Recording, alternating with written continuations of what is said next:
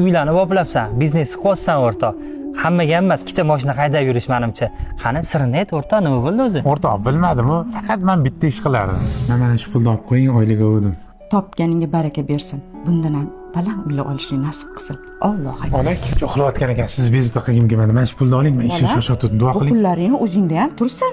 O'rtoqlaringni oldida uyalib qolmagin yana. Bor ona, duo qilib qo'ying bo'ldi. Topganingga baraka bersin. Amin. Alloh akbar. Onajon, mana duolaringiz bilan mashina oldim. Birovingiz borib bitta haydab ko'ring. Ha, bolama. Hali ham men 18 yoshga qizni bo'ylaysan. Undan ko'ra mashinadachi bir xolingnikiga olib boribki, bir maqtanib kelaylik. O'rtoq, men topganimni onamga olib berardim. Alloh menga beraverdi. O'rtoq, to'g'ri yo'l tutibsan endi. Erondan bexama so'klarni olib kiraman.